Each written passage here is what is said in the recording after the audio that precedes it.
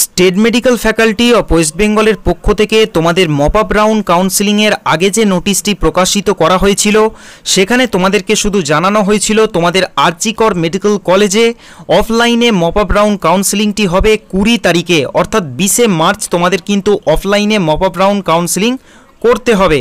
তো 15ই মার্চ অর্থাৎ কালকে তোমাদের কিন্তু ডিটেলসে নোটিফিকেশান প্রকাশিত করা হয়েছে সরাসরিভাবে অফিসিয়ালভাবে।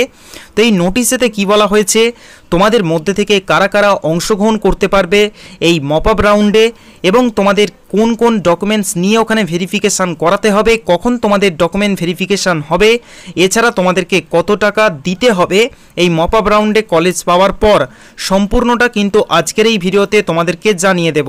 তাই যারা ভিডিওটি দেখছো অবশ্যই ভিডিওটিতে লাইক করবে এবং তোমাদের বন্ধুদের সঙ্গে ভিডিওটিকে শেয়ার করে তাদেরকেও জানিয়ে দেবে। তো চলো আজকের এই ভিডিওটি শুরু করা যাক।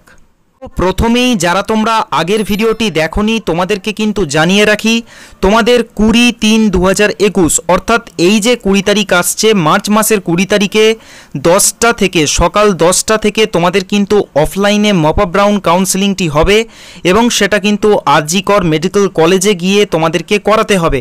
আরজি কর মেডিকেল কলেজে যে প্ল্যাটিনাম জুবিলি হল রয়েছে সেই প্ল্যাটিনাম জুবিলি হলে তোমাদের কিন্তু অফলাইনে মপ আপ রাউন্ডটি হবে। এবারে দেখো তোমাদেরকে বলে রাখি, এই নোটিশেতে বলা হয়েছে যে অফলাইনে মপ আপ রাউন্ড কাউন্সেলিং করার জন্য তোমাদের কিন্তু আগে গিয়ে রিপোর্ট করতে হবে এবং তখন কিন্তু ডকুমেন্ট ভেরিফিকেশান করতে হবে। সেটার কিন্তু টাইম দেয়া হয়েছে সকাল 9টা থেকে। এখানে কিন্তু স্পষ্ট করে দেখো বলা হয়েছে reporting time for document verification before attending offline mop up counselling starts from 9 AM, অর্থাৎ তোমাদের কিন্তু এই মপ আপ রাউন্ড কাউন্সেলিং শুরু হয়ে যাচ্ছে সকাল 9টা থেকে এবং এটাও কিন্তু তোমাদের করাতে হবে 20 তারিখ। তো প্রথমেই দেখো তোমরা নোটিশটা আশা করছি অনেকেই দেখেছো, অনেকে তোমরা বুঝতে পেরেছো, আবার অনেকেই তোমরা বুঝতে পারোনি। তো প্রথমেই এই যে দুটো পয়েন্ট বলা হয়েছে এই দুটি পয়েন্ট কিন্তু খুবই গুরুত্বপূর্ণ, তোমরা অবশ্যই কিন্তু ধৈর্য সহকারে ভিডিওটি শেষ পর্যন্ত দেখবে। তো দেখো প্রথম যে পয়েন্টটা বলেছে এখানে কি বলেছে না, only those merit list candidates who have registered themselves on payment of ₹100 for choice filling through online counselling but have not been allotted any seat are eligible to participate in the offline mop-up counseling on 20/3/2021। অর্থাৎ এখানেতে এটাই বলা হয়েছে তোমরা যারা যারা 100 টাকা দিয়ে অনলাইন কাউন্সেলিংয়ের জন্য রেজিস্ট্রেশন করেছিলে, যেটা তোমরা 2020 সালে করেছিলে অ্যাডমিশান নেওয়ার জন্য, তো তোমরা কিন্তু এই মপ আপ রাউন্ড কাউন্সেলিং যেটা 20/3/2021 তারিখে হচ্ছে এই রাউন্ডে কিন্তু অংশগ্রহণ করতে পারবে, কোনো রকম অসুবিধা কিন্তু তোমাদের হবে না। এরপরে দেখো তোমাদের দ্বিতীয় নম্বর পয়েন্টে কি বলা হয়েছে না, those candidates who have submitted within the due date 19/2/2021 their application to the faculty office for processing refund of admissible course fees, অর্থাৎ যারা তোমরা রিফান্ড করেছিলে যে কোর্সে ভর্তি হয়েছো সেই কোর্সের ফিস তোমরাও কিন্তু এই যে মপ আপ রাউন্ডটি হচ্ছে 20/3/2021 তারিখে এই রাউন্ডে কিন্তু অংশগ্রহণ করতে পারবে। এরপর দেখো এখানে কিন্তু ইনএলিজিবিলিটি আরেকটি কথা বলা হয়েছে, যেমন ধরো কেউ তোমরা ভর্তি হয়ে গেছো কোনো কলেজে কিন্তু তোমরা কোনো সিট তোমরা পাওনি, সেক্ষেত্রেও তোমরা কিন্তু রেজিস্ট্রেশন করে থাকলে এখানে কিন্তু তোমরা করতে পারবে।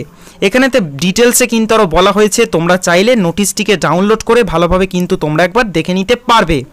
তো এরপর দেখো তোমাদের এই কাউন্সেলিংটি কিভাবে হবে এখানে কিন্তু পরপর স্টেপ বাই স্টেপ কিন্তু দেয়া হয়েছে, আমি তোমাদেরকে ডিটেলসে কিন্তু জানিয়ে দিচ্ছি।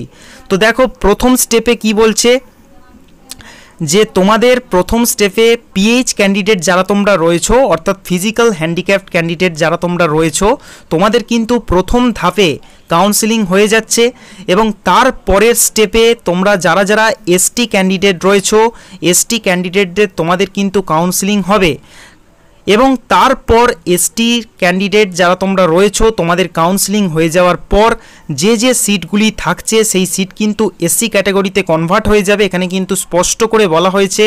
এবং তারপরে তোমাদের এসসি ক্যান্ডিডেট যারা তোমরা রয়েছো তোমাদের এসসি ক্যান্ডিডেটদের কিন্তু কাউন্সেলিং হবে এবং এসসি ক্যান্ডিডেট কাউন্সেলিং হয়ে গেলে ওবিসি এ হবে এবং ওবিসি এ হয়ে যাওয়ার পর যে সমস্ত সিট ফাঁকা থাকবে সেটা কিন্তু আবার কনভার্ট হয়ে ওবিসি বিতে হয়ে যাবে। এবং স্টেপ 6-তে যারা তোমরা জেনারেল রয়েছো, পিএইচ ক্যান্ডিডেট রয়েছো, এসটি ক্যান্ডিডেট রয়েছো, এসসি রয়েছো, OBC A, OBC B candidate সবার কিন্তু কাউন্সেলিং হবে এবং কম্বাইন্ড মেরিট লিস্ট অনুযায়ী তোমাদের কিন্তু কাউন্সেলিং হবে। তো তোমাদের এইভাবে কাউন্সেলিং কিন্তু হতে থাকবে।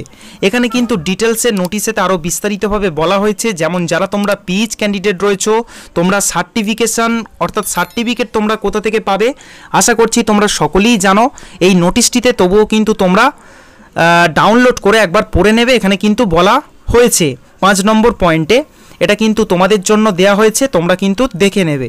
এরপর 6 নম্বর পয়েন্টে এটাই তোমাদের বলা হয়েছে যে যেহেতু ভেরিফিকেশান, ডকুমেন্ট ভেরিফিকেশান তোমাদের অফলাইনে হবে এবং সেটা কিন্তু তোমাদের 20-3-2021 অর্থাৎ যেদিন তোমাদের মপ আপ রাউন্ডটি হচ্ছে সেদিন তোমাদের কিন্তু আগে গিয়ে অর্থাৎ সকাল 9টা থেকে গিয়ে কিন্তু ডকুমেন্ট ভেরিফিকেশান করাতে হবে। এবার কোন কোন ডকুমেন্টস নিয়ে যাবে এখানে কিন্তু বলা হয়েছে নোটিশটাতে, যেমন তোমাদের অ্যাডমিট কার্ড, মাধ্যমিক এক্সামিনেশানের যে অ্যাডমিট কার্ড, কারণ ওটা ভেরিফিকেশান অফ এজ এটার জন্য কিন্তু লাগবে অর্থাৎ এজ ভেরিফিকেশানের জন্য। এরপর 2 দেখো কি বলা হয়েছে, মার্কশিট তোমাদের লাগবে হায়ার সেকেন্ডারির অর্থাৎ এইচএসের, এবং যখন তোমরা কাউন্সেলিং করেছিলে কাউন্সেলিং হয়ে যাওয়ার পর তোমাদের যে র্যাঙ্ক কার্ড দিয়েছিল, কাউন্সেলিং হওয়ার আগে তোমরা যখন র্যাঙ্ক কার্ড প্রকাশিত করা হয়েছিল তো সেই র্যাঙ্ক কার্ড তোমাদের কিন্তু লাগবে। এখানে কিন্তু বলা হয়েছে সেই র্যাঙ্ক কার্ড তোমরা কিন্তু অবশ্যই নিয়ে যাবে এবং যে যে ডকুমেন্টসগুলো বলছি এই ডকুমেন্টসগুলো তোমরা কিন্তু অবশ্যই 2 কপি করে জেরক্স করে নিয়ে যাবে, কারণ ওখানে গিয়ে তোমাদেরকে যদি জেরক্স দরকার পড়ে সেক্ষেত্রে তোমরা কিন্তু অসুবিধার মধ্যে পড়তে পারো। এরপর তোমরা যখন অনলাইনে কাউন্সেলিং করার জন্য 100 টাকা করে রেজিস্ট্রেশন ফিস দিয়েছিলে তার যে রিসিপ্টটা অর্থাৎ তার যে রিসিপ্ট কপিটা সেটা কিন্তু তোমাদের ওখানে নিয়ে যেতে হবে, সেটা কিন্তু তোমরা অবশ্যই মনে করে নিয়ে যাবে। এরপর দেখো তোমাদের কিন্তু একটি ফিটনেস সার্টিফিকেট অবশ্যই ওখানে লাগবে অর্থাৎ মেডিকেল সার্টিফিকেট তোমাদের কিন্তু লাগবে। এছাড়া ক্যারেক্টার সার্টিফিকেট তোমরা কিন্তু পেয়ে যাবে, তোমাদের কলেজ থেকে স্কুল থেকে তোমরা পেয়ে যাবে, তো ক্যারেক্টার সার্টিফিকেট তোমরা কিন্তু নিয়ে যাবে। এরপর যারা তোমরা ST, SC, OBC A candidate রয়েছো বা ওবিসি বি ক্যান্ডিডেট রয়েছো তোমাদের কিন্তু সার্টিফিকেট ওখানে লাগবে। আর পিএইচ ক্যান্ডিডেট হলে অবশ্যই কিন্তু সার্টিফিকেট মনে করে নিয়ে যাবে। তোমরা কিন্তু এই সমস্ত ডকুমেন্টস নিয়ে তোমাদের 20 তারিখে যেতে হবে। এবং যেমন দেখো PH candidate for document verification rank list কিন্তু এখানে দিয়ে দেওয়া হয়েছে, যেমন 1 থেকে 48। তারপরে দেখো যেমন এসটি ক্যান্ডিডেটদের দেওয়া হয়েছে 1 থেকে 85, তারপর এসসি যারা রয়েছে 1 থেকে 2096 এইভাবে কিন্তু দিয়ে দেওয়া হয়েছে। এবং এখানে টাইম ডকুমেন্ট ভেরিফিকেশানের দিয়ে দিয়েছে এবং ফর কাউন্সেলিংয়ের যে টাইম সেটা কিন্তু দেওয়া হয়েছে। তো নোটিশটাকে তোমরা ডাউনলোড করে নিতে পারবে আমার টেলিগ্রাম চ্যানেল থেকে বা সরাসরি অফিসিয়াল ওয়েবসাইট থেকেও ডাউনলোড করে নিতে পারবে। তোমরা কিন্তু ডাউনলোড করে একবার নিজেরা দেখে নেবে। তো তারপর দেখো এখানে ডিটেলস অফ আনফিল্ড সিটস, এখানে কিন্তু বলা হয়েছে যে সমস্ত আনফিল্ড সিট কিন্তু তোমাদের ভর্তি করা হবে এই মপ আপ রাউন্ডের।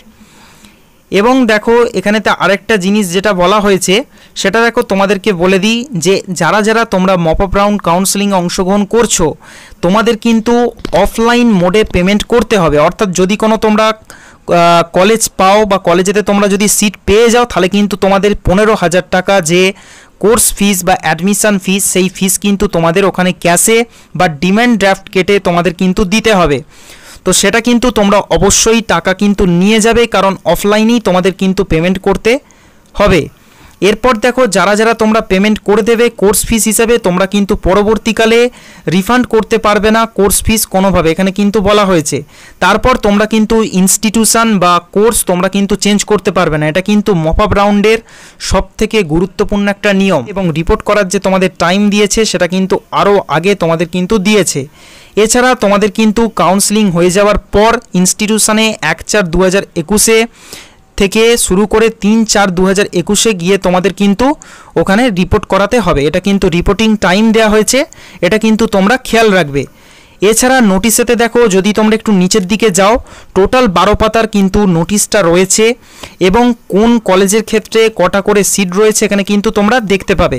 তো এই সিটগুলি দেখে তোমরা কিন্তু আরও ভালোভাবে কিন্তু বুঝতে পারবে যে কোন কলেজের ক্ষেত্রে কটি করে সিট কিন্তু রয়েছে। তো আশা করছি তোমরা বুঝতে পেরেছো। আর কিন্তু নোটিশটাতে কিছু কিন্তু বলা হয়নি। এছাড়া তোমাদেরকে আমি আবারও বলছি, তোমরা নোটিশটা কিন্তু আরও একবার ডাউনলোড করে নিজেরা একবার ভালোভাবে পড়ে নেবে, এবং কোথাও কোনো অসুবিধা হলে বুঝতে তোমরা কিন্তু অবশ্যই কমেন্ট বক্সে এসে কমেন্ট করতে পারো, বা আমাকে ইনস্টাগ্রামে এসে মেসেজ করতে পারো ডাইরেক্টলি। ওখানে কিন্তু আমি তোমাদের